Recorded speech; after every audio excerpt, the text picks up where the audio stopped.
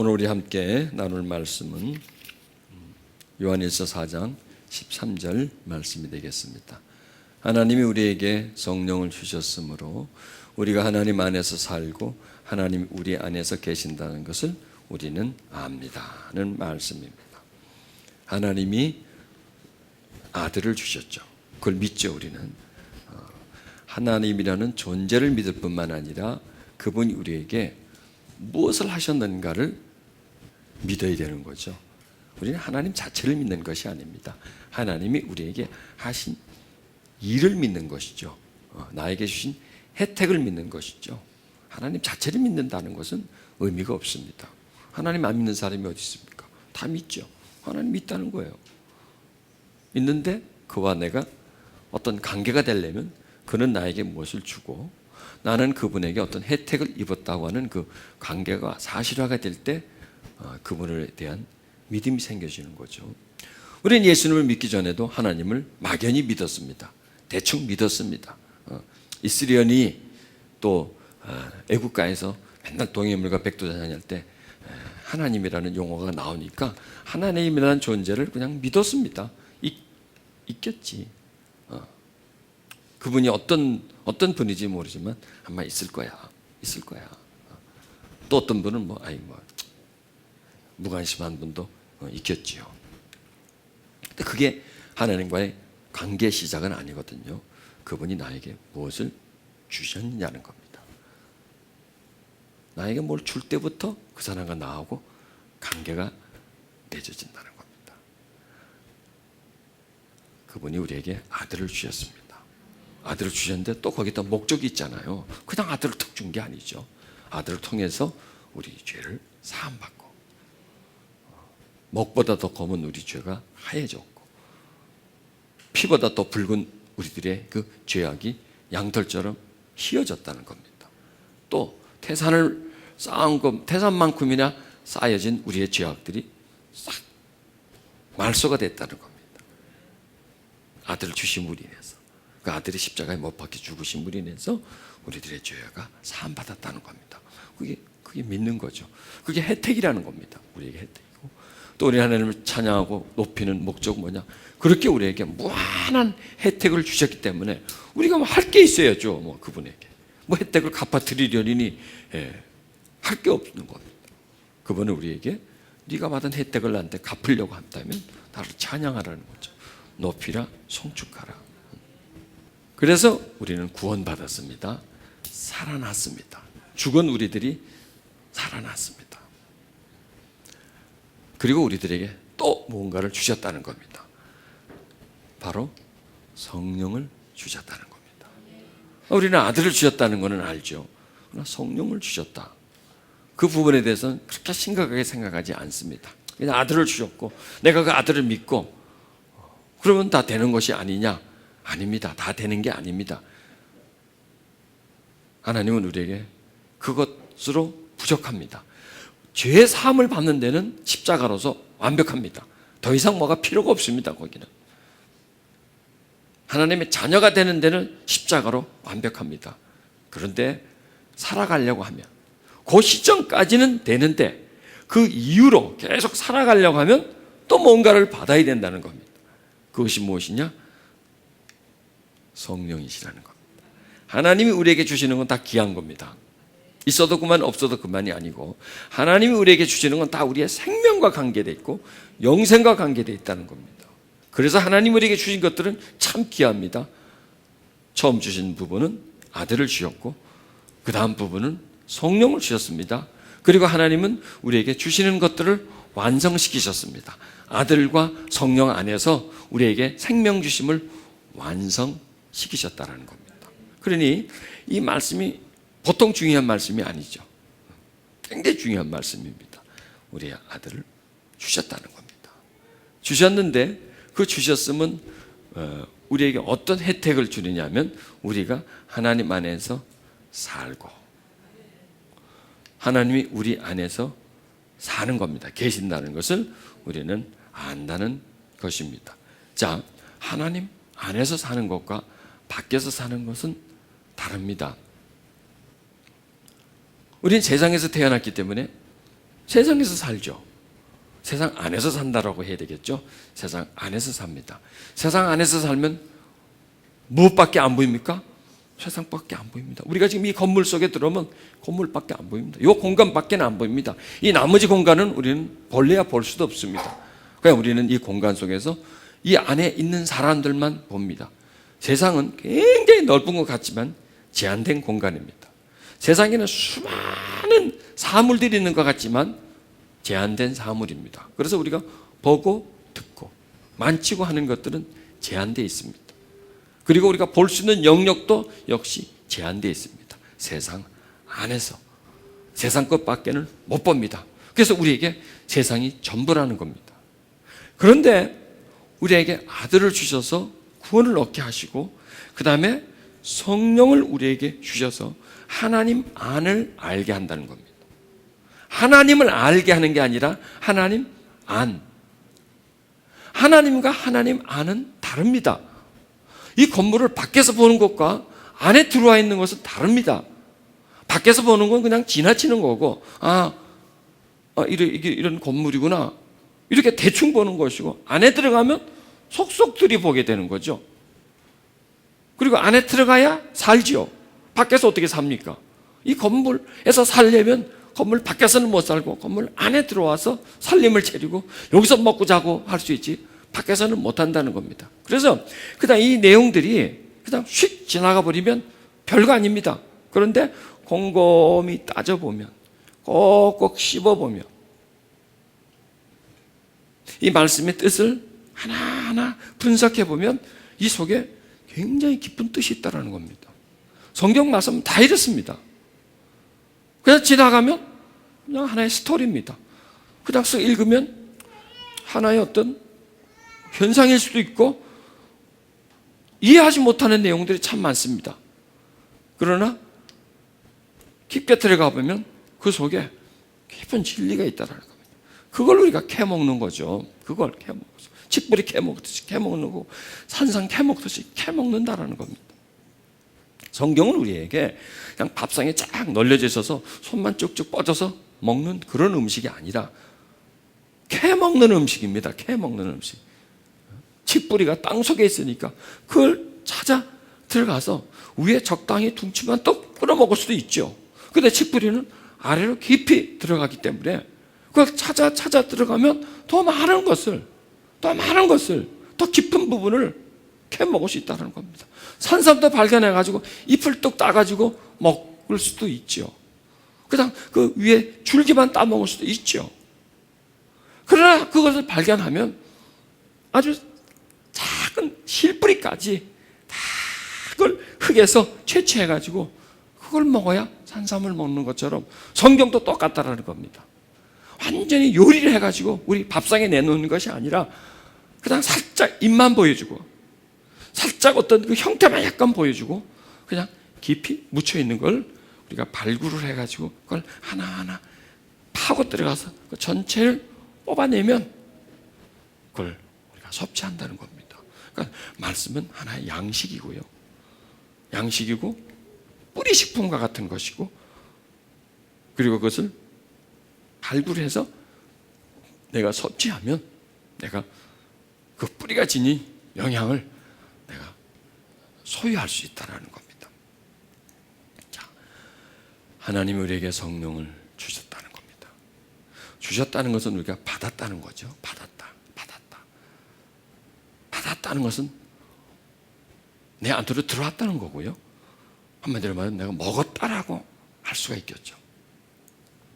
어떤 분이 산에서 도인처럼 생활하시는 분이 있는데요. 그분이 이제 TV에서 어떤 건강에 대해서 말씀하는데요. 그분이 이렇게 사과를 이렇게 먹어요. 그래서 이제 그 카메라 기자가 사과 잡수시네요? 사과 먹네요? 그랬더니 나는 지금 사과를 먹는 게 아닙니다. 사과와 내가 하나 되는 겁니다. 라는 거예요.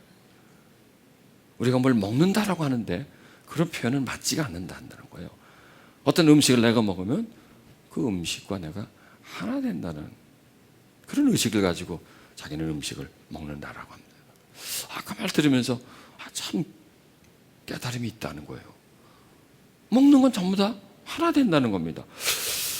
숨을 지금 들어 마셨는데 이 나한테 들어간 숨은 내 안에서 싹 퍼져요. 생명에.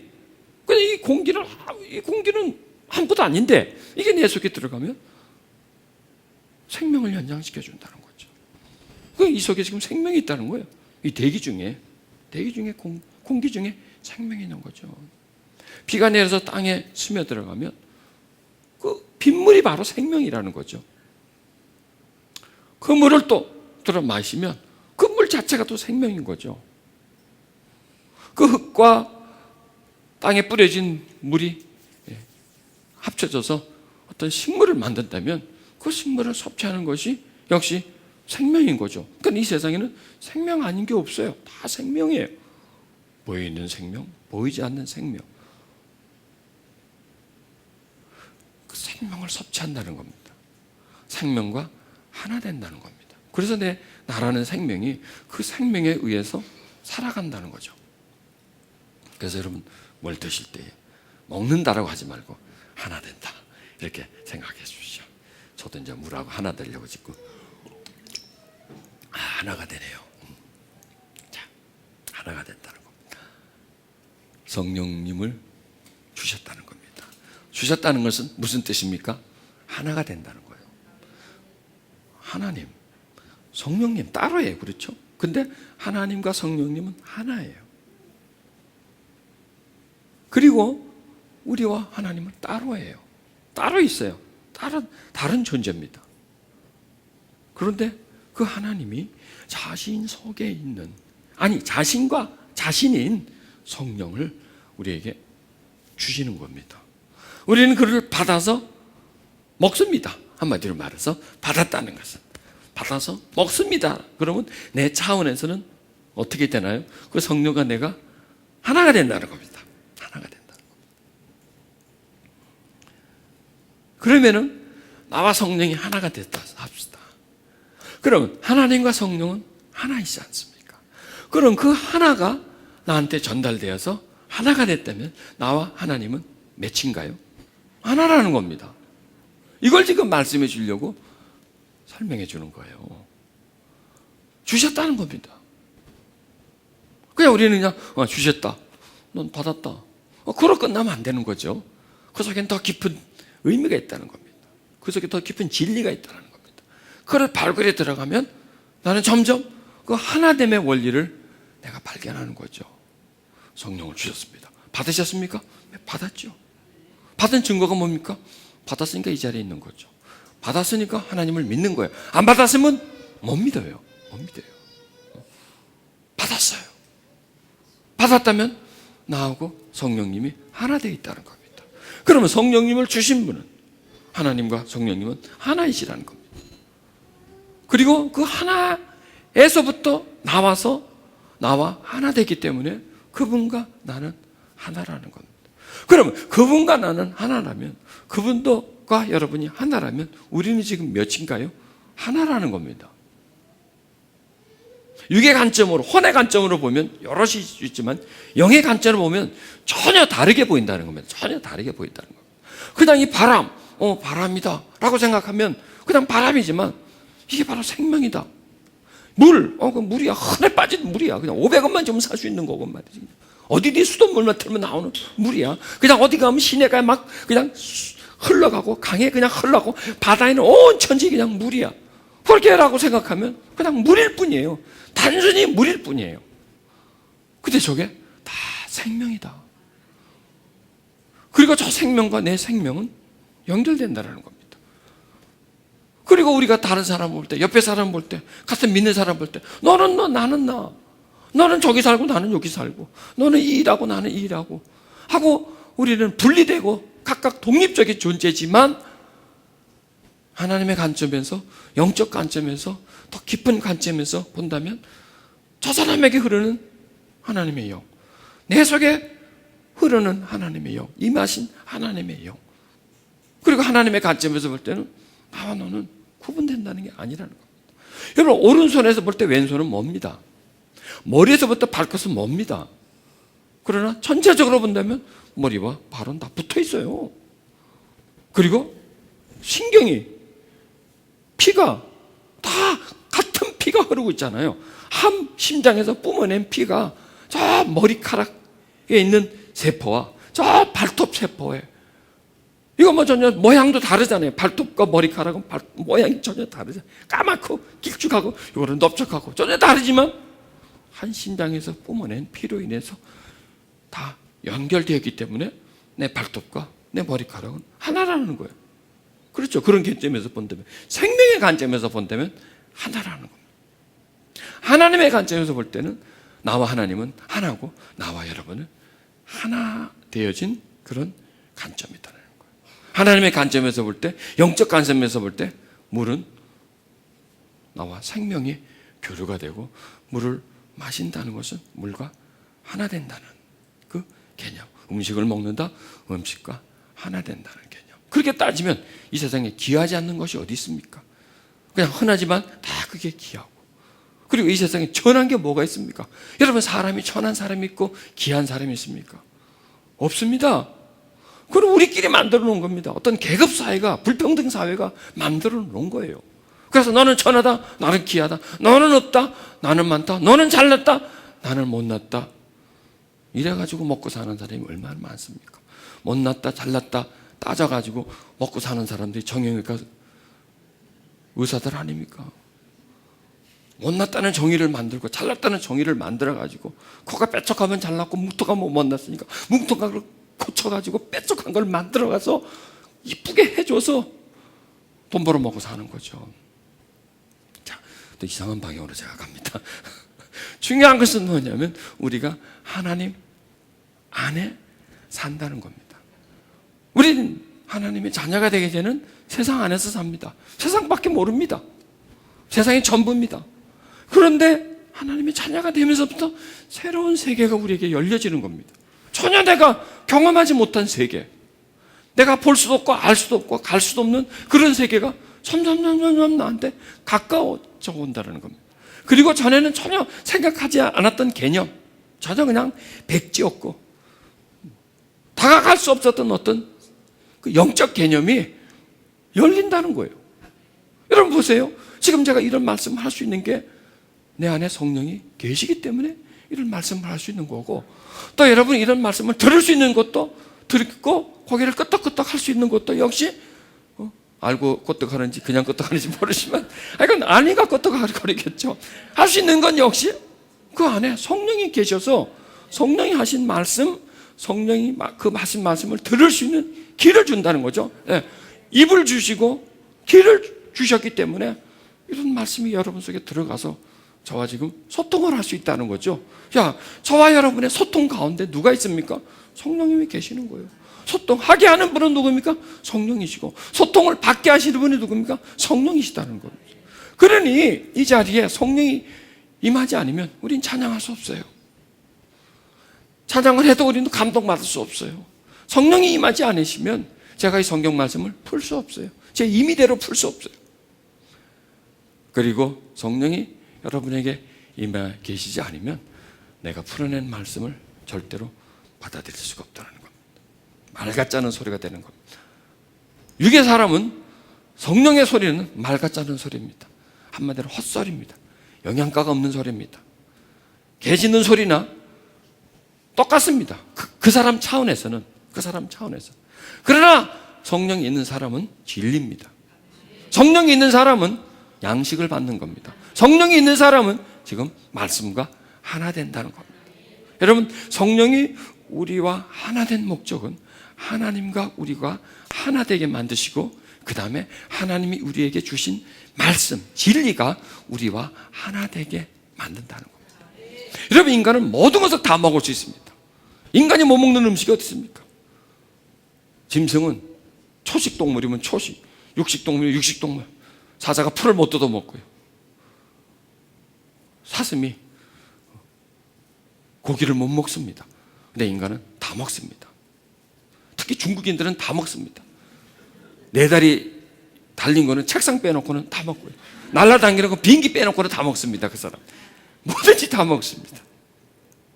인간은 뭐든지 다 받아들일 수 있는 존재라는 겁니다. 하물며 무엇까지 받아들일 수 있냐? 하나님까지 받아들일 수 있다는 겁니다.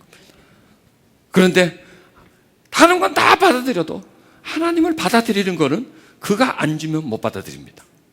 내가 아무리 받고 싶어도 그분이 줘야 받는 겁니다. 우리는 하나님을 받은 사람입니다. 하나님을 믿는 사람이다라는 말도 맞지만 하나님을 받은 사람이다라는, 하나님이 내 안에 있는 사람이다라는 말이 더 맞는다는 말. 왜? 받았으니까 믿는 거예요. 받았으니까 아는 거예요. 먹어봐야 그 음식을 알지 않습니까? 어느 장소에 가봐야 내가 그 지역을 알고 있지 않습니까? 어떤 사람을 만나고 교제해봐야 그 사람을 알 수 있지 않습니까? 만나기 전에 우리가 어떻게 그 사람을 알 수 있나요? 눈에 보이는 사람도 모르는데 하나님인들 우리가 어떻게 그분을 알겠습니까? 받아야, 경험해야, 내 속에 그분이 활동해야 비로소 그분에 대해서 눈이 띄고 귀가 열리고 그분의 말씀이 우리에게 와 닿을 수 있다는 겁니다. 그래서 하나님 우리에게 성령을 주셨습니다. 주셨고 주시고 계십니다. 앞으로 또 주실 것입니다. 왜냐하면 성령님은 우리 영혼의 양식이기 때문에 그렇습니다. 우리는 숨 쉬면서 살아왔고 지금도 숨 쉬고 있고 앞으로 숨 쉴 겁니다.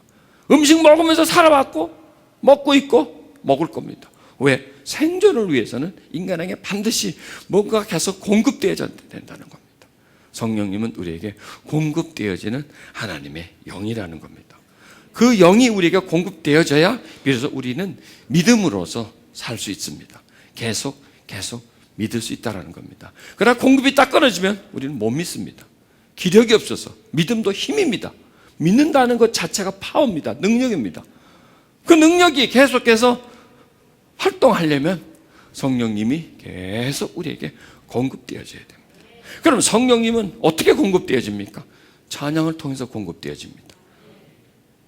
또 하나님의 진리의 말씀, 왜냐하면 성령님은 말씀의 영이기 때문에 말씀 속에 성령님이 녹아져 있습니다. 여러분, 이 물속에 미네랄이 있고요, 이 물속에 산소가 또 있어요. 우리가 눈에 보이지 않는 영양소가 이 물속에 녹아 있어요. 물에 녹아 있어요. 그 물을 내가 마신 물이 내서 물속에 있는 산소, 미네랄, 또 철분, 뭐 이런 것들을 우리가 말씀을 지금 듣고 있지 않습니까? 그럼 이 말씀 속에 성령님이 곳곳에 계세요. 녹아져 있어요. 그 속에. 그 성령님을 빼내는 겁니다. 지금 말씀 속에서 빼내는 겁니다. 말씀 속에 숨어있는, 숨겨져 있다고 그래야 될까요? 말씀 속에 존재하는 성령님을 빼내는 겁니다. 그 비밀과 신비를 빼내서 언어화시키는 겁니다. 언어화시키는 겁니다. 여러분, 이 물이라는 게 그렇습니다. 땅 속에 많은 미네랄과 강물질이 있습니다. 그 빗물이 내려서 그 강물질을 통과하면서 그 속에 있는 아주 신비한 영양소를 물이 섭취하는 겁니다. 물 속에 녹아지는 겁니다. 물이 그걸 빨아들이는 겁니다. 빨아들여서 물 속에 녹히고 물이 보유하고 있는 거예요. 보유하고 있다가 인간이 그 물을 마시면 그 물과 함께 그 영양소가 몸속에 들어가서 몸에 섭취가 된다는 겁니다. 참 신비하죠. 그게 즉 이 말씀 속에 곳곳에 글자 속에 직뿌리처럼 산삼처럼 이 말씀 속에 뿌리가 있다는 겁니다. 그 속에 영양소가 있다는 거예요. 능력이 있다는 거예요. 말씀이 그 능력이지 않습니까? 그 능력이 언어화되면서 물처럼 되면서 언어화되면서 그리고 물이 되면 사람이 마실 수 있지 않습니까? 이 말씀이 언어화되지 않으면 우리는 접근이 안 돼요. 우리가 그냥 흙 속에 강물질 있다 흙을 갖다 막 퍼먹겠습니까? 그건 불가능하지 않습니까? 반드시 이게 언어화가 되어서 들려질 때에 우리 마음속으로 스며들 때에 그러면 그는 언어를 듣습니다. 언어를 듣는데 언어 속에 말씀이 영이 있다는 겁니다. 언어 속에 말씀이 영이 있는데 그걸 듣다 보니 그 언어 속에 있는 영이 내 속으로 들어오는 거예요. 이게 전달이라는 거예요. 그러니까 예배는 설교는 뭐냐? 영의 전달이라는 거예요. 설교자가 말씀 속에서 영을 섭취해내는 거예요. 영을 발굴해내는 거예요.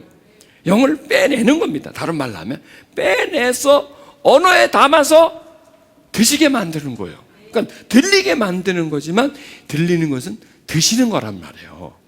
그리고 그 영이 그 속으로 들어가는 겁니다. 그러니까 영적 공급이 바로 예배라는 거예요. 생명의 공급이 예배라는 겁니다. 그 속에 설교가, 또 찬양이, 또 우리가 함께 드리는 기도가 다 그 하나님의 영을 받아들이는 그 통로다. 그런 시간이다. 우린 그걸, 그래 우리가 모여서 하는 게 시시한 게 아니라는 겁니다. 우리가 모여서 하는 일이 대단한 일입니다. 이건 신비한 일입니다. 신비. 한마디로 말해서 예배는 신비다. 말씀 선포는 신비다. 이거는 사람이 할 수 없는 일입니다. 앞에 서서 설교자도 사람이고, 또 청중도 사람이고, 우리끼리 약속해가지고 몇 시에 모이자 하고 우리가 모여서 그냥 어떤 예배를 드린다고 해서 그냥 사람의 모임으로 끝내지 말자는 거죠. 그 속에 하나님의 영이 개입한다는 겁니다. 이 설교한다는 게 이게 매우 신비한 거고요. 듣는다는 것 자체가 매우 신비함이라는 겁니다. 그래서 이 설교자가 성령에 사로잡히지 않고, 또한 받는 사람이 잡히지 않으면, 영의 내림이 없으면, 여러분 무당도 그렇잖아요. 신내림이 있는 무당이 있고, 그냥 막 보고 듣고 배워가지고 그냥 이렇게 막 공부해가지고 학습 무당이 있습니다. 학습 무당에게는 뭐 기대할 게 하나도 없습니다. 그것도 뭐 기대하고 가라는 게 아니라, 그 신내림이 있는 그 무당이 국 같은 굿을 하는 겁니다. 그 신의 어떤 그 내림에 의해서. 여러분 설교도 마찬가지더라고요. 설교도 그 어떤 성령의 내리심, 임하심, 그분이 막 풀어주고 막 말하게 하고, 그분이 막 끌고 가는 그런 설교가 있는가 하면, 그냥 내가 배워서 학습을 통해 가지고, 모방을 통해 가지고, 훈련을 통해 가지고 할 수도 있다라는 거예요. 얼마든지 합니다. 잘할 수 있습니다. 근데 중요한 것은 그런 속에서는 어떤 이론은 듣고 지식은 받지만은 생명이 없다라는 겁니다. 그 속에 영이 없다라는 겁니다. 왜냐하면 오직 성령으로만이, 말씀 속에 있는 은총은 성령이 감동, 감화, 성령의 교통, 성령의 유통, 성령의 소통, 성령의 진행, 이런 속에서만이 그분은 비로소 그 속에서만이, 그런 과정을, 그런 경로를 통해서만이 그분은 말씀 속에서 나오는 거예요. 지금 우리는 성령님을 말씀 속에서 빼내는 거예요. 나오게 하는 거예요. 이 현장 속으로 알라딘의 램프가 있어요.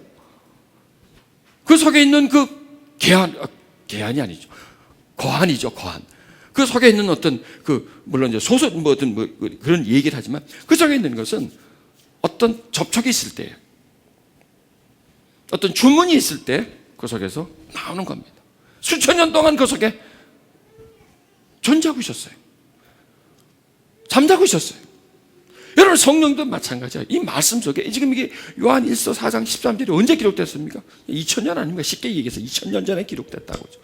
2000년 전에 기록되어 있다는 것은 2000년 전에 이 말씀 속에 성령님이 들어가신 거예요. 그 속에 들어가셨고, 이 말씀이 캐내어질 때, 발굴되어질 때, 골동품처럼 그냥 땅속에 파묻혀 있다면 3000년, 4000년, 5000년 그냥 막 가지만은, 누군가가 발견해서 그것을 현 시대로 가지고 오면 그것은 현 시대의 물건이 되는 겁니다. 2000년 전 쓰던 그릇이었는데 잘 보관되었어요. 그래서 잘 닦아져서 발굴하면 지금도 그것을 그릇으로 쓸 수 있죠. 국을 담아 먹었다면 지금도 국그릇을 쓸 수 있는 것처럼 이 말씀이 그렇다는 겁니다. 2000년 전에 요한을 통해서, 사도 요한을 통해서 하나님이 말씀을 기록하시면서 그 속에 이 하나님의 깊은 뜻을 거기다 거하게 만들어 놓은 거죠.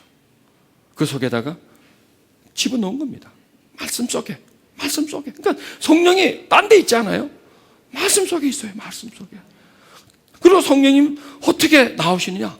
풀어질 때, 풀어져서 선포될 때, 그 영에 의해서 선포될 때 그 속에는 말씀이 나온다는 겁니다. 하나님이 우리에게 성령을 주셨습니다. 여러분, 이 말씀이 얼마나 깊습니까? 얼마나 놀랍습니까? 얼마나 신비합니까? 저 속에 얼마나 깊고 풍성한 뜻이 이 짧은 말씀 속에 거하고 있느냐 이거. 주셨다. 누구한테? 하나님이. 우리라는 나라는 얘기입니다. 이 말씀이 하나님과 우리를 관계를 맺어주잖아요. 그리고 이 말씀이 하나님이 우리에게 무엇을 주셨는가? 주신 그 어떤 존재, 그리고 주신 목적, 이런 게 이 말씀 속에 다 나온다는 겁니다. 그래서 우리가 하나님 안에 산다는 거예요. 하나님 안에서 산다는 것은 뭐냐면 계속 진행한다는 겁니다. 여러분, 구원을 받은 것은 살아난 겁니다. 그렇죠? 구원을 받았으면 살아난 겁니다. 살아났으면 살아가야 됩니다. 그러니까 예수를 우리에게 주신 것은 우리로 살게 하심이고요, 성령을 우리에게 주심은 그렇게 살아난 사람이 계속해서 그 생명을 유지하면서 그 생명이 확 피어나는 저 천국에 들어가기 전까지 이 세상을 살아가는데, 어디서 살아가느냐? 하나님 안에서 살아간다는 겁니다. 하나님 안에서 살아가게 하기 위해서 오셨다는 겁니다. 살아간다, 거하심입니다. 운행입니다. 연합, 연결, 통합, 일치, 동거, 이 말씀이 이 속에 있다는 겁니다. 기독교의 신비가 이 속에 다 들어가 있는 겁니다. 하나됨, 함께하심, 동거하심.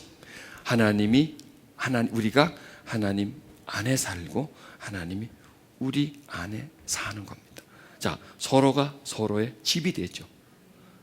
짐이 되는 게 아니라 집이 된다는 겁니다. 하나님이 우리의 짐이 되지 않고 집이 되고, 우리가 하나님의 짐이 되지 않고 집이 된다는 겁니다. 하나님이 나의 집이고 내가 하나님의 집이라는 겁니다. 서로의 집이 되고 서로가 서로를 사랑하고 서로가 서로를 지탱한다는 겁니다. 집이 뭡니까? 나를 지탱시켜 주는 거잖아요. 나를 쉬게 하는 곳이지 않습니까? 하나님이 나의 집이 되고 내가 하나님의 집이 된다는 겁니다. 하나 되었다는 겁니다. 그게 바로 우리가 하나님 안에 산다는 겁니다. 요한복음 14장 20절에 그날에는 내가 아버지 안에, 너희가 내 안에, 내가 너희 안에 있는 것을 알리라. 그 날은 언제일까요? 성령님을 깨닫는 날입니다. 진리를 깨닫는 날에는 예수님이 아버지 안에 있다는 겁니다. 아버지가 예수님 안에 있다는 겁니다. 그리고 우리가 예수님 안에 있다는 겁니다. 예수님이 우리 안에 있다는 겁니다. 그 원리가 성령으로 우리가 깨달아진다는 겁니다. 하나님이 우리 안에 계신다는 것은 우리가 압니다. 비로소 우리가 안다는 거예요. 성령님을 우리에게 주셨다는 그 사실을 알 때에, 하나님이 우리 안에 살고 있고 우리도 하나님 안에서 산다는 사실을 알 때에 우리는 하나님을 더 안다는 겁니다. 자, 예수님을 통해서 우리는 하나님을 알죠. 예수님을 우리는 어떻게 알까요? 성령님을 통해서 알 수가 있습니다. 성령님을 통해서 예수님을 더 깊이 알 수가 있습니다. 성령님을 통해서 예수님이 우리의 주님이시라는 걸 알게 되고요. 그리고 우리가 그분 안에 있다는 것을 알게 된다는 겁니다. 로마서 8장 9절에는 만일 너희 속에 하나님의 영이 거하시면 너희가 육신에 있지 않고 영에 있나니 누구든지 그리스도의 영이 없으면 그리스도의 사람이 아니라라는 겁니다. 성령님은 그리스도의 영이라는 겁니다. 그리고 그리스도의 영이 있음으로 인해서 우리는 그리스도의 사람. 그래서 예수님이 아버지가 내 안에 있는 걸 너희가 알지 못하겠느냐? 내가 너희 안에, 너희가 내 안에 있는 것을 너희가 안다라는 겁니다. 그러니까 깨닫는다는 거죠. 안다는 것은 머리로 아는 것이 아니라 이 마음이 깨달아서 그 말씀을 안다는 것입니다. 그래서 고린도전서 3장 16절 10절에 너희가 하나님의 성전인 것과 하나님의 성령이 너희 안에 거하는 것을 알지 못하느냐. 고린도 교인들은 성령을 분명히 받았습니다. 은사도 나타났습니다. 근데 그걸 몰랐던 거예요. 은사가 그냥 나타난다. 신비한 역사가 나타난다. 그것만 아는 거예요. 그런데 그런 역사가 나타나는 것은 하나님이 그 안에 들어와 있기 때문에 나타나는 거다. 하나님이 너희 안에 집을 짓고 너희 안에서 살고 계시기 때문에 너한테서 그런 일이 일어난다는 겁니다. 그렇지 않겠습니까? 내가 뭔가를 먹어야 그 먹은 혜택, 예를 들어서 술을 얘기 한번 해봅시다. 술을 마셨어요. 술을 마셨으면 조금 있으면 시기가 올라오잖아요. 그럼 그 사람이 취했다는 건 무슨 증거입니까? 술 기운이 술을 마셨다고 하는 거 아니겠습니까? 술을 마셨기 때문에 그 사람이 취해 있다는 거 아니겠습니까? 그 사람에게서 방언이 나오고 그 사람이 기도했는데 병을 고쳤다는 것은 하나님이 그 속에 들어가셨기 때문에 들어가셔서 나타나는 현상이다라는 거예요. 그러니까 현상이 중요합니까? 들어간 게 중요합니까? 들어가 있는 게 더 중요한 거죠. 그래서 사람들은 들어와 있다는 것보다는 나타나는 현상, 내 손에서, 내 입에서, 내가 저 사람이 어떤 신비한 어떤 능력을 행한다는 그 현상에 취해 있는 거예요. 그리고 그 현상을 가지고 서로 비교하는 거예요.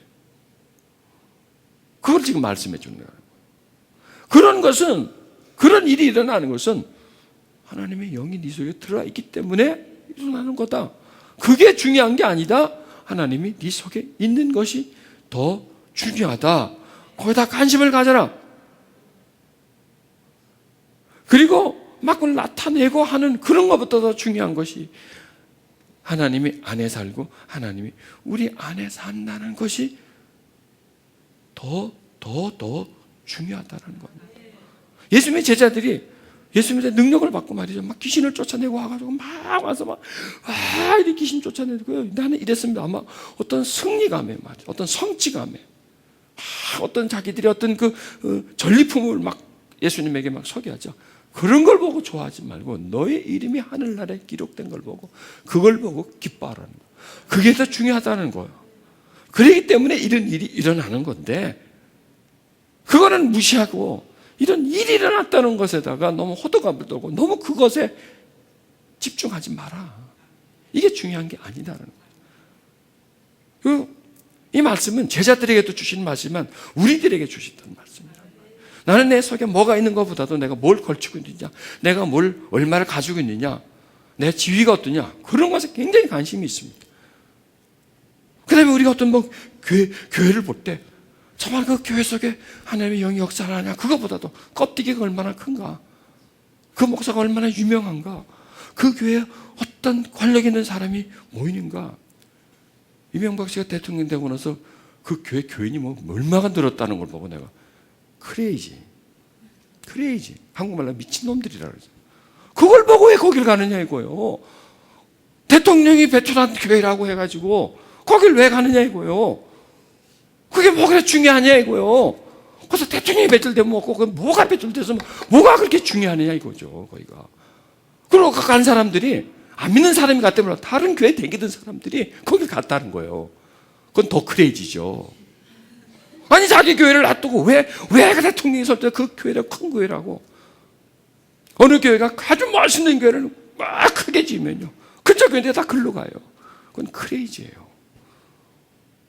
정말이에요. 그거는요. 왜 거길 가느냐 이거예요. 왜? 건물 크게 지었기 때문에 의리의리하니까 화로우니까 거기 가면 폼 잡을 수 있으니까. 그 교회 내가 교인이라는 것을 내가 이 얘기하면 큰 교회 교인 그러면서 상대적으로 자기 어떤 지위가 올라갑니까? 그게 우리들의 어떤 껍데기를 너무나 중요한 고린도 교인과 같은 그런 현상들이 나타나는 거예요. 이 안에 하나님이 계신지 안 계신지 그거보다도 그냥 나한테서 뭐가 나타나느냐 이런 거죠. 크든 작든 하나님은 어디든지 계시잖아요. 내가 옷을 잘 입었든 옷을 못 입었든 돈이 부하든 작거든 하나님은 그 사람 속에 있는 것이죠. 돈 때문에 있는 게 아니잖아요. 하나님이. 그런 관점을 우리가 가진다면 그런 걸 보고 혹하고 말이죠. 유명하다고 혹하고 그럴 필요가 없다는 겁니다. 큰 교회, 의리의리한 교회, 유명한 목사들에게 하나님 믿고 그렇지 않은 곳에는 하나님이 없나요? 아니에요. 거기도 있고 거기도 있어요. 여기도 있고 저기도 있어요. 하나님이 계신 곳이면 어떻게든지 거기는 예배 장소입니다. 그 장소가 초라하든 관계없다. 하나님의 영이 임하고 하나님의 영에서 말씀하면 설교입니다. 유명하든 뭐든 나이가 많든 적든 아무 관계없다라는 겁니다. 중요한 것은 하나님의 영이 있느냐 없느냐, 이게 더 중요하다는 겁니다. 껍데기, 이런 껍데기가 완전 무시되어지고 외적인 부분을 그냥 완전히 거부하라는 게 아니라 그거보다도 더 내용이 더 중요하다. 너 안에 성령이 있지 않느냐, 성령이 있지 않느냐. 너희 안에 성령이 있는데 왜 너희는 서로 싸우느냐 이거예요. 너희 안에 성령이 있는 거 그것으로 만족해야지. 왜 나는 이렇고 너는 저렇고 왜 서로 비교하느냐 이거예요. 왜 거기서 서로 열등감을 주고 받고 거기서 왜 또 내가 은사가 많이 나타난다고 또 우월해지고 서로 그걸 갖고 또 방언하면 방언파, 예언하면 예언파, 왜 그런 걸 갖고 또 파장을 나누냐 이 인간들아, 이 무지한 인간들아. 본질을 알아라. 더 중요한 것이 있는데, 진리가 있는데 왜 진리 아닌 것 비본질을 가지고 그것 갖고 당을 짓고 그것 갖고 잘나니 못나니 그럴 필요가 없다는 거죠. 저를 그냥 국회로 빨리 보내주십시오. 아니면 이번에 대통령 선거할 때 보내주신. 자, 하나님이 성령을 우리에게 주셨다는 것, 우리는 그 성령을 받고 있다는 것, 또 우리가 그 하나님 안에서 지금 있다고 하는 것, 하나님 우리 안에 있다고 하는 것, 이게 기독교의 전부입니다. 이걸 우리가 묵상하고 이 내용을 늘 확인하고, 그러면 하나님은 늘 내 품속에 있고요, 나는 늘 하나님의 품속에서 그냥 살아가는 겁니다. 살아가고 사랑하며 살아가는 겁니다. 서로가 서로 속에 있으면서 서로가 서로를 성전으로 여기고 귀하게 여기면서 서로가 그 깊은 관계 속에, 사랑의 관계 속에서, 풍성한 관계 속에서 살아가는 것, 이것이 우리의 가장 소중한 겁니다.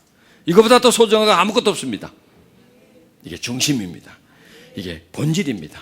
우리는 이런 부분들을 추구하면서 우리는 살아가야 합니다. 아멘. 포도나무와 가지가 이 말씀을 잘 설명해 주는 하나의 예화입니다. 내 안에서 살아라, 나도 네 안에 산다. 네가 나를 떠나서는 아무것도 할 수가 없다. 가지가 나무에 붙어 있지 않으면 가지 스스로가 절대로 저절로 열매를 맺을 수 없다는 겁니다. 여러분, 나무는 가지 없으면 열매 맺을 수 있나요? 없어요. 반드시 열매는 가지를 통해서 나타납니다. 또 가지는 열매를 맺을 수 있지만 나무가 없으면 가지는 아무것도 맺을 수 없습니다. 이게 뭐냐면 상부상조라는 겁니다. 절대적이라는 겁니다. 나한테 네가 없으면 나는 아무것도 할 수 없다는 겁니다. 또 너한테 내가 없으면 아무것도 할 수 없다는 겁니다. 하나님이 우리 안에 살지 않으면 나하고 하나님은 아무 관계가 없습니다. 그리고 하나님은 나한테 손톱만큼 영향력을 행사할 수가 없습니다. 그걸 역으로 생각한다면 우리가 하나님이 우리 안에 계시지 않으면 우리는 또한 아무것도 할 수 없다는 겁니다. 그게 바로 포도나무와 가지의 이론이라는 겁니다. 포도나무와 가지. 여러분, 가지만 있는 것도 얼마나 볼품 사납습니까? 아무것도 할 수 없죠. 흉측하죠. 그러면 나무에 가지가 다 떨어져 나갔다고 보십시오. 그 나무도 역시 볼품 사납습니다. 의미가 없습니다. 가지가 있어야 잎이 있잖아요.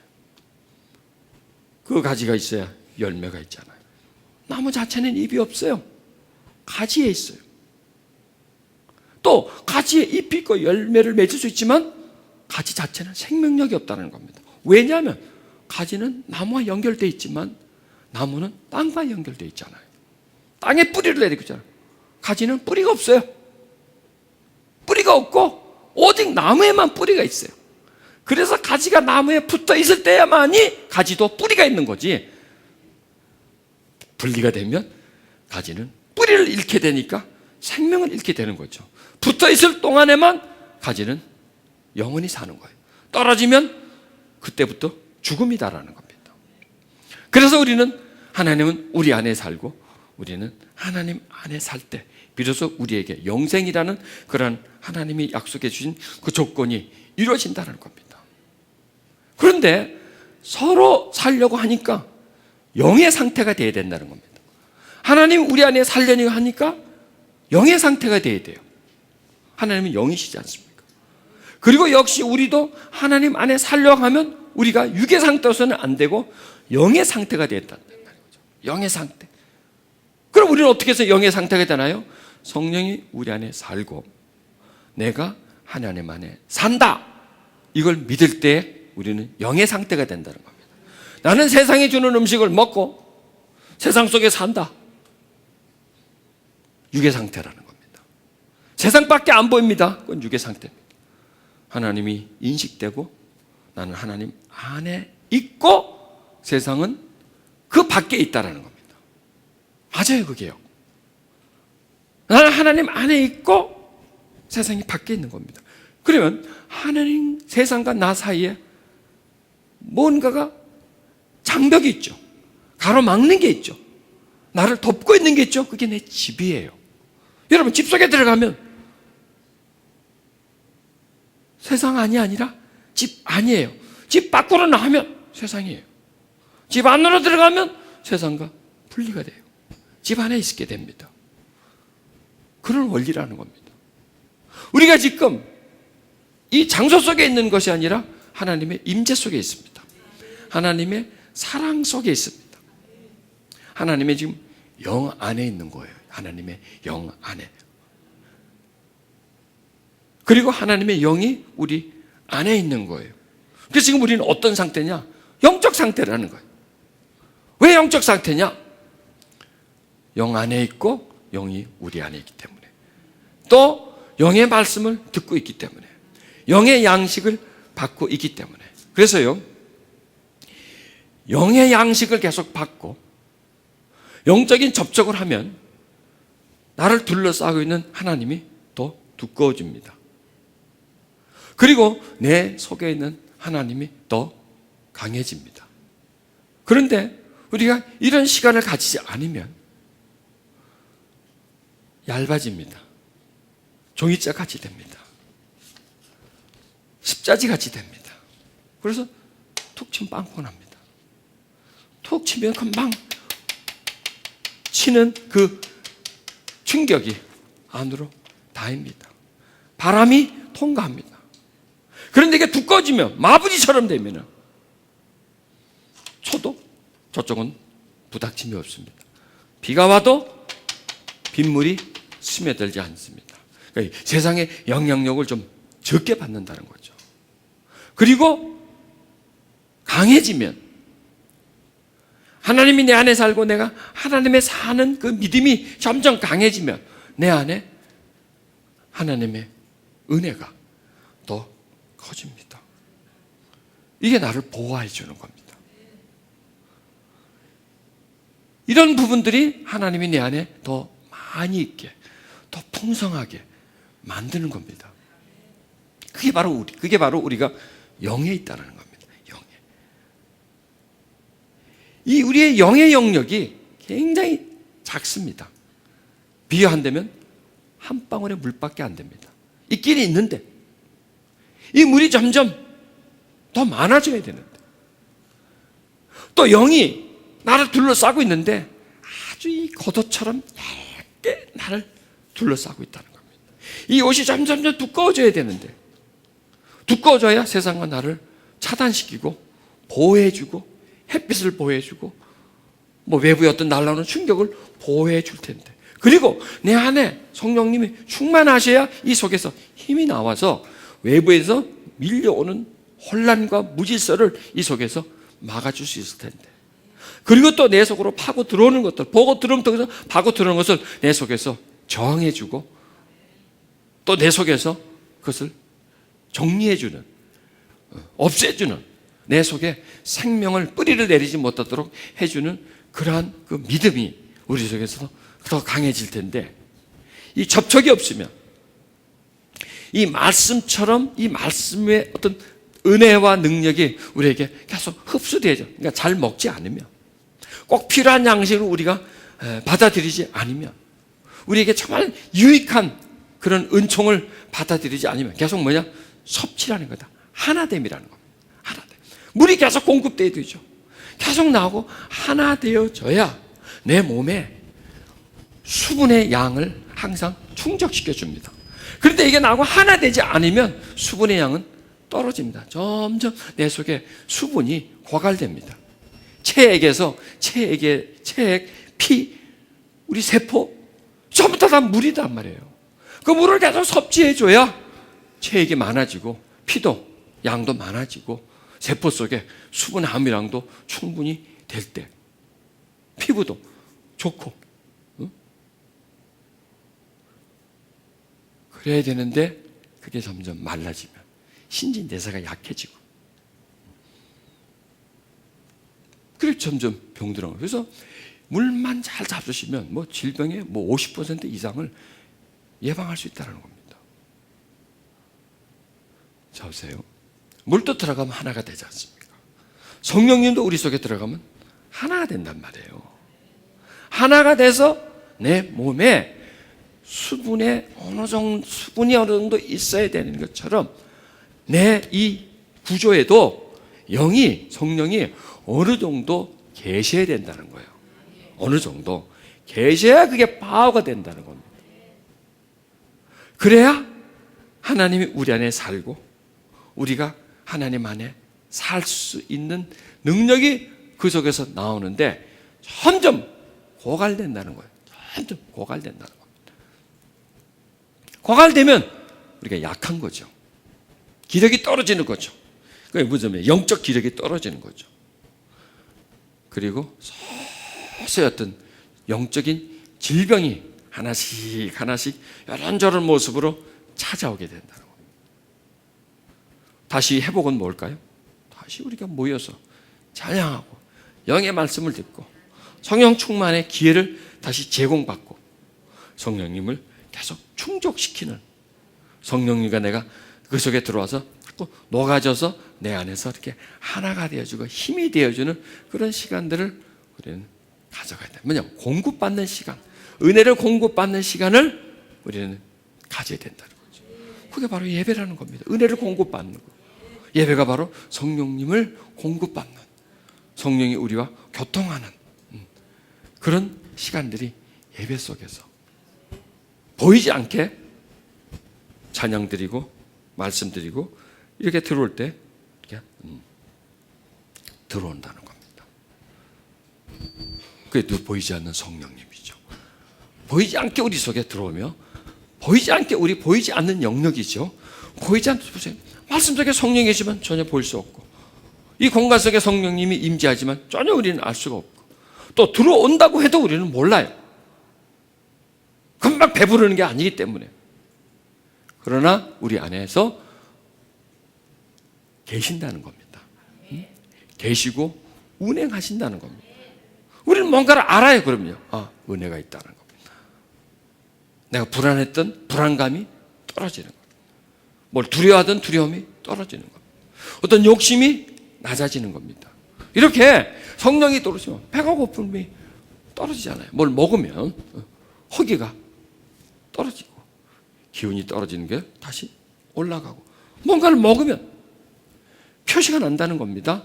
영적이기 때문에, 성령님은 영으로 우리 속에 역사하기 때문에 그 영에 의해서 일어나는 현상들, 그러니까 외부에서 오는 어떤 문제가 있으면 그 문제에 내가 두려워하거나 불안해하거나 마음으로 거기에 대한 반응을 할 것 아니에요.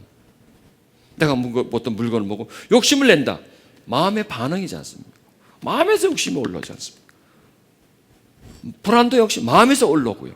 물론 불안한 일이 생겼고 그것 때문에 마음에서 불안이 올라오는 거죠. 그게 바로 지금 나한테 힘이 떨어졌다는 겁니다. 불안하고 두려워하고 억울하고 좌절하고 답답하고 이런 모든 일들이 어떤 일반적인 현상 같지만 그만큼 나한테서 에너지가 떨어졌기 때문에 그런 일들이 일어난다는 거예요. 그럼 우린 그걸 어디 가서 보충할 수 있을까요? 그 힘을, 담대함을 어디서 보충하나요? 평안함을 어디서 보충하나요? 할 게 없어요.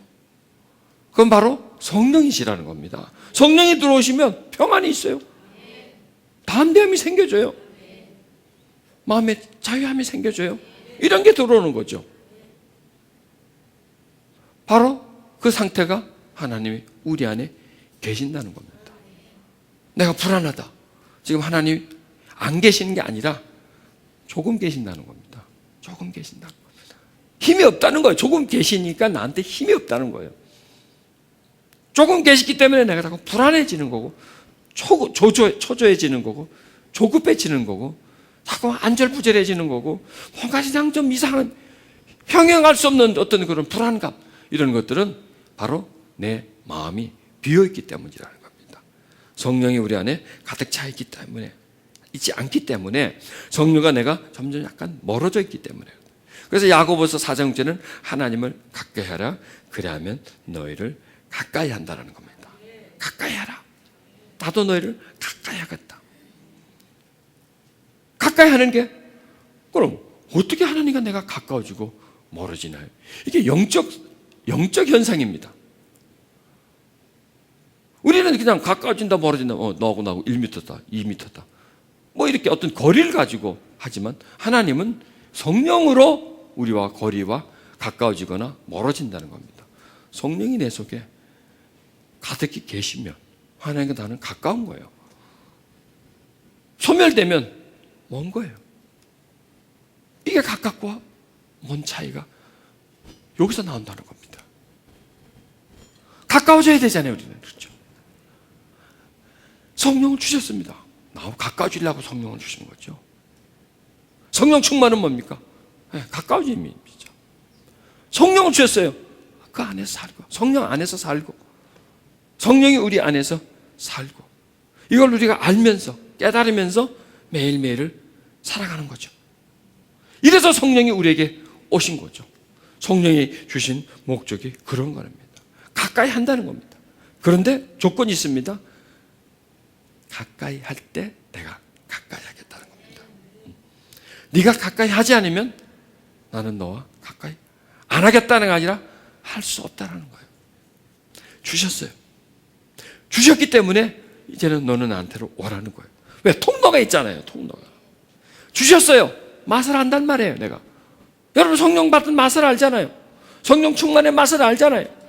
성령이 나에게 임함으로 인해서 나에게 어떤 현상이 일어나고 어떤 평강이 일어나고, 정말 이 속에 하나님의 은혜가 있음으로 인해서 내가 얼마나 자유해지고, 이 맛을 알지 않습니까?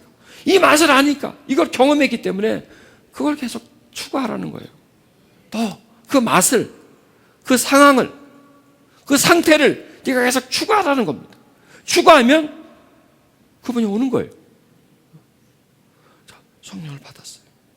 그때 막 마음에 평안해졌습니다. 그 다음에 우리는 뭘 추구해야 됩니까? 마음의 평안을 추구하는 거예요. 성령이 임하셨을 때에 있었던 현상을 내가 추구하는 겁니다. 그 추구하는 것은 뭐냐면 성령을 다시 추구하는 거나 마찬가지죠. 그럼 그게 가까이 해지는 거예요. 그런 것을 계속 유지하면서 살아라 이거예요. 우리가 이 세상을 살면서 그런 걸 항상 유지하고 살기는 정말 쉽지 않습니다. 그러나 그걸 완전히 포기해버리고 살면 안 되는 거죠. 좀 떨어지는 건 어쩔 수 없습니다. 그래서 다시 회복해야 되겠죠. 좀 멀어지는 거 살다 보면, 뭐 정신 살다 보면 좀 멀어지죠. 그러나 다시 또 그것을 회복하고, 이런 관계를 계속해서 이어져 나가줘야 된다는 겁니다. 그런데 우리가 자칫 잘못하면요, 이 기간이 너무 길어질 수가 있어요. 잠깐 멀어지는 거, 또 조금 툭 떨어진 거, 이거는 큰 문제가 아니에요. 금방 회복하면 되지만, 떨어진 상태로 그대로 있는 거, 멀어진 상태로 그냥 그대로 가는 거, 이게 병이라는 겁니다. 자칫 잘못하면 우리는 그런 상태로 오래오래 지속할 수 있다는 겁니다. 이걸 우리가 오래 놔둬서는 안 된다는 겁니다. 그래서 우리는 정기적으로, 주기적으로 시간이 있을 때마다 영적 지폐를 만들어내야 돼요.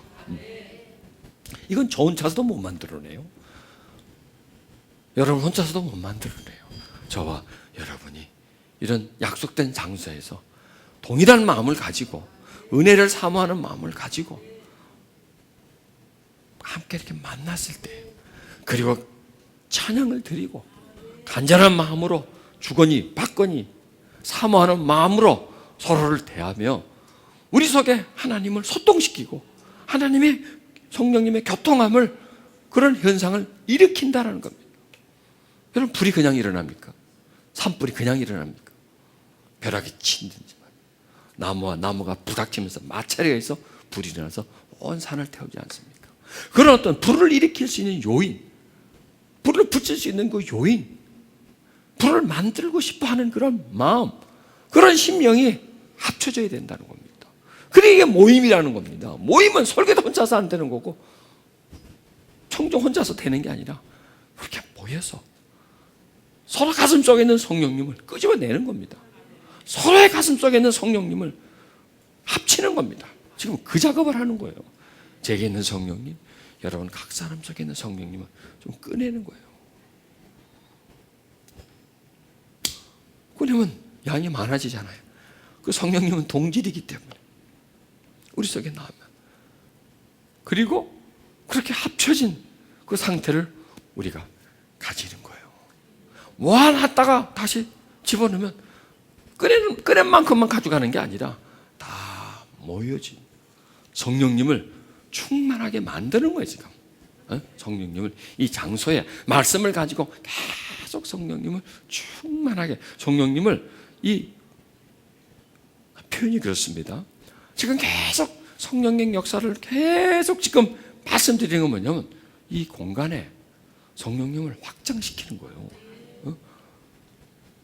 성령님을 이 공간에 가득 차고 응집시키는 거예요. 응집시키는 거예요. 이 공간에 성령님이 꽉 차도록. 왜냐하면 지금 우리는 이 예배라는 공간, 이 영적 공간, 여러분과 지금 저희가 합쳐져서 우리 심령이 만들어낸 이 공간에 지금 우리는 존재하고 있거든요.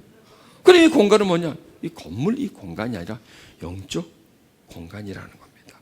자, 우리 생각의 공간, 우리의 마음의 공간, 서로 그 생각과 마음의 공간을 합치면 우리 공간은 커지겠죠. 그렇죠? 들어보세요. 제가 이 말씀을 혼자서 내가 묵상하는 것과 이 말씀을 선포할 때와 어떻겠습니까? 나 혼자 묵상할 때 이 말씀이 나한테 주는 어떤 영적 범위는 한정이 되어 있습니다. 그런데 여러분 앞에 막 선포할 때는 이 말씀의 범위가 확 넓어지고 깊어지고 다양해진다는 겁니다. 왜냐하면 하나님은 이 말씀을 통해서, 말씀을 속에 있는 성령님을 설교를 통해서 선포하기를 원하거든요. 나 혼자서 막 찾아서 내가 깨닫고 내가 먹는 것보다도 더 원하시는 것은 그 말씀이 선포가 되어서 많은 사람이 함께 깨달을 수 있는 것을, 함께 받을 수 있는 것을 더 원한다는 겁니다. 그걸 더 원한다는 겁니다. 그러면은 제가 이 말씀을 하루에 묵상해도 1시간, 아니 하루 종일 묵상을 해도, 아니 한 달을 묵상해도 여기서 제가 이 말씀을 확 풀 때 1시간에 다 나가버리는 거예요. 더 깊이가 더 올라오는 겁니다. 더 중요한 부분들이 이 말씀 속에서, 선포 속에서 나오는 거예요. 저는 그걸 참 많이 느껴요. 전혀 내가 이해할 수 없는 영역, 내 머리로 접근할 수 없는, 나로서는 접근할 수 없는 깊이, 넓이, 어떤 풍성함이 이 선포 속에서 제 입을 통해서 막 풀어줘요. 그럼 나는 그래, 이건 내가 아니야. 내가 하는 게 아니야. 내 머릿속에 나오는 게 아니야. 내 경험 속에서 나오는 게 아니야. 이거는 내 어떤 지식의 공간 속에서 나오는 게 아니라 이거는 하나님의 공간 속에서 나오는 건데 이거는 말이 아니야. 말이 아니야. 내 입에서 나오는 건 이건 말이 아니야. 진리지. 이거 말이 아니야. 육이 아니야. 이거는 영이야. 그 내가 하는 게 아니라 하나님이 하시는 거야. 하나님이 하시는 거야. 나 위해서 하는 게 아니야. 듣는 분들을 위해서 하는 거야. 듣는 분들에게 뭔가를 공급해 주기 위해서, 생명을 공급해 주기 위해서 나라는 존재는 그냥 스피커로 써주는 거지, 지금 나한테 있는 게 아니라는 거예요. 내 게 아니라는 거예요. 내 능력이 아니라는 거예요. 내 지혜가 아니라는 거예요. 이거는 절대적으로 하나님의 지혜예요. 하나님의 경륜이에요. 하나님의 뜻이 제 뜻이 아니에요. 그래서 이 안에 어떤 우리가 눈으로 볼 수 없는 어떤 공간을 만드시는 거예요. 어떤 그릇을 만드시는 거예요. 그릇을 만드시고 그분이 거기에 계속 채워지는 거예요. 계속 채워지는 거예요. 그리고 그 채워진 그 그릇 속에, 그 큰 그릇 속에 채워진 그 은혜는 다 우리에게 다시 공급되어져야 된다는 거예요. 공급되어진다는 거예요. 작은 컵에서 내가 목이 되게 마른데 내가 한 1리터를 먹어야 되는데 요만한 도토리 껍데기만한 그걸 가지고 그걸 내가 어떻게 물을 퍼서 1리터를 그걸로 먹겠습니까? 그 작은 걸 가지고. 그릇이 커야 될 것 아니에요. 그릇이 큰 그릇. 그래서 그걸 꿀떡꿀떡 마실 때 비로소 내 안에 갈증이 해결된 것처럼 그런 그 어떤 그릇의 공간을, 그리고 그릇 속에 담을 그 맑은 물을 성령이 예배 속에서 진리를 선포함으로 인해서 우리가 볼 수 없는 어떤 신비한 어떤 현상을 그분이 지금 일으키는 거예요. 현상을 일으키는 거예요. 아주 신비한 일을 이 말씀의 선포 속에서, 말씀이 나가고 여러분은 받고, 계속 나가고 받고, 그리고 점점 그 속에서 풍성해지고, 이런 과정이 아주 신비함 속에서 지금 일어나는 겁니다. 여러분, 지금 이게 얼마나 초촐한 자리입니까? 얼마나 어떻게 보면 사람들의 많이 모이는 거기에 비하면 얼마나 초라합니까? 그런데요, 하나님의 역사는 초라하면서 단순하면서, 그리고 순수하면서, 그리고 사모함 속에서 역사하시는 것이지, 거대하고 방대하고 꽉 찼고 화려하고 이런 외적인 것에 하나님은 거의 움직이지 않는다는 겁니다. 숫자가 많이 모이기 때문에 하나님이 대단히 귀하게 여기고 그 자리에 하나님이 막 임하고, 적게 모이기 때문에 아이고 시시하고, 그런 양의 큰 장소에, 작은 장소에, 멋있는 장소에, 초라한 장소에, 산이면 어떻고 들이면 어떻고 동굴이면 어떻고 시냇가면 어떻고 관계없다라는 겁니다. 하나님은 사모하는 자리에, 순수함이 있는 자리에, 정말 절박함이 있는 자리에, 목마름과 배고픔이 있는 자리에, 그들이 모여서 하고자 하는 목적이 순수하게 자신을 바라보며 자신이 주는 신령한 젖을 먹고자 한다면, 그리고 성령에 취해서 들어가고 하나 되어져 들어가고 그 성령의 원리를 발견하려고 들어가고 성령의 나타나심을 사모할 때에 그 자리에 성령은 임하시는 거예요. 여러분. 초대교회 마가의 다락방이 말 그대로 다락방 아닙니까? 그 당시 큰 장소가 없었습니까? 사람 많이 모이는 장소가 없었습니까? 그 마가의 다락방에 모인 사람들도 다 초라한 사람들입니다. 별별 일 없는 사람들입니다. 외적으로는 내놓을 게 하나도 없는 사람이었습니다. 그런데 임합니다. 사마리아, 베드로가 가서 사마리아 교인들, 그거 천시받던 사람들 아닙니까? 그 사람들에게 임합니다. 에베소 교회 그 이방인들, 그것에 임하는 겁니다. 백부장의 그 작은 집, 그 집에 모였던 그 백부장과 그의 가족들, 친척들, 그 얼마 되지 않는 그 사람들에게 하나님은 베드로를 보내셔가지고 거기에 임하게 하는 겁니다. 어디에 화려하고 넓고 크고 유명하고 위대한 사람들이 모인 곳에 성령이 임한다는 말씀이 없다는 겁니다. 그냥 우리는 순수하면 됩니다. 그냥 그분을 추구하면 되는 겁니다. 그분은 그 자리에 임하는 겁니다. 그리고 그들의 목마름을 성령님은 채워주시는 것입니다. 아멘. 이 자리에 성령님이 가득히 계심을 믿으시길 바랍니다. 우리에게 많이 마시게 해주시려고 성령님은 지금 충분히 지금 준비하고 있다는 겁니다. 우리 영혼에 많은 물을 주시려고, 많은 양식을 주시려고 그분은 지금 이 속에서 기다리고 있다는 겁니다. 이 모임을 그분이 만드셨다는 겁니다. 또 여러분을 그분이 부르셨다는 겁니다. 또 계속 하시는 말씀은 그분이 하신다는 겁니다. 저는 이런 말씀을 할 자격이 없어요.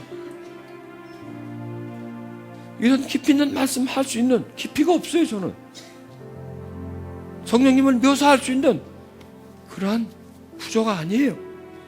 저는 그냥 육신적인 사람일 뿐이에요. 그냥 흔한 사람 한 사람일 뿐이에요. 그런데 써주는 거예요. 이 시간을 위해서 써주는 거예요. 여러분들에게 성령님을, 하나님을 그 깊은 비밀과 신비를 발견하게 하는데 하나의 도구로 쓰는 거예요. 꽃갱이 가지고 쓰는 거예요. 금을 발굴하는데, 금을 캐내는데 도구로 써주는 거예요. 그분을 선포하는 마이크로, 스피커로 써주는 거예요. 그분을 전달해주는 깔때기로 사용해 주는 거예요.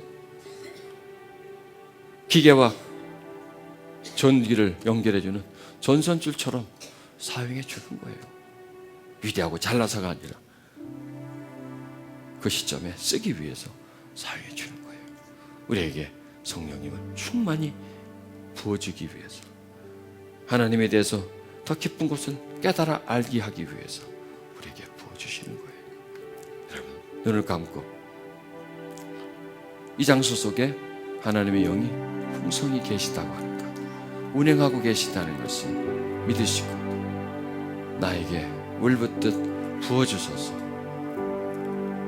나에게 양식 먹이듯이 먹여주소서. 내가 당신으로 충만해지고 싶습니다. 당신의 은혜로 새로워지고 싶습니다. 내 목마름과 배고픔이 주님의 은혜로 채워지고 싶습니다. 성령님이 내 안에서 운행하시고 역사하시고 나의 집이 되시고 내가 그 안에 살고 하나님의 안에 살아가며 내게 가득히 채워졌어. 내 마음속에 불안과 두려움이 없어지고 탐욕과 허물이 없어지고 시기와 질투가 없어지는 그런 사랑의 마음으로 만들어지게 해주시옵소서.